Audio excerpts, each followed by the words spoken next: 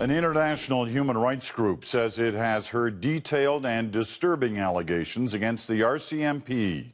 Human Rights Watch says dozens of Aboriginal women in BC have told them they were abused, even sexually abused, by police officers.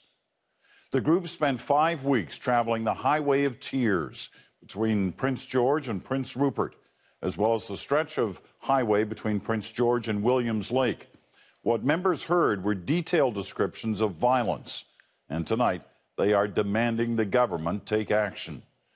The CBC's Duncan McHugh has the story for us tonight. Duncan. Peter, those who take us away. That's a literal translation of the word for police in the Carrier Native language.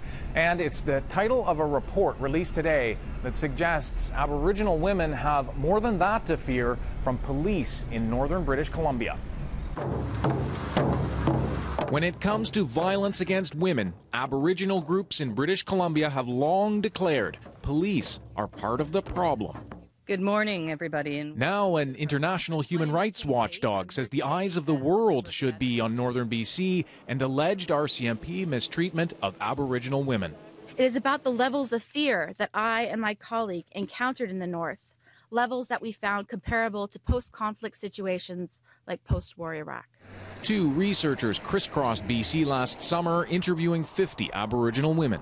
Their report contains disturbing allegations of abuse, many recent. Young girls and women pepper sprayed, shocked with a taser, attacked by a police dog, repeatedly punched by an officer, strip searched by male officers. The most serious, a woman told researchers she was raped by 4 Mounties and threatened with death. Not only are they not protecting them adequately, they're perpetrating offenses against them, criminal offenses against them.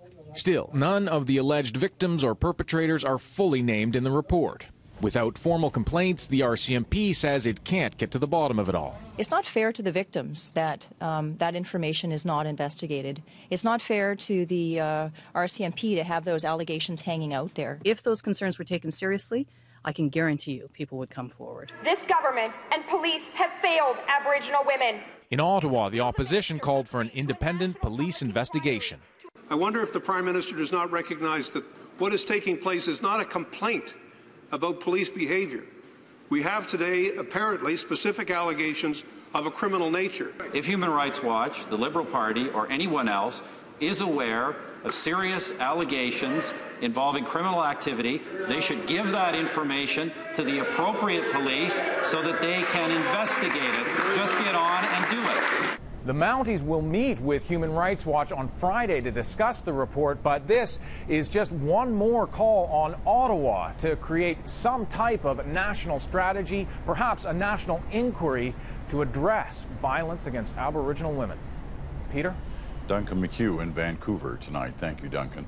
The Native Women's Association of Canada says that between 1960 and 2010, nearly 600 Aboriginal women and girls went missing or were murdered in Canada. The majority were under the age of 31. 2/3 of the cases are logged as murders. 1/5 are disappearances. The rest deemed deaths of suspicious or unknown circumstances.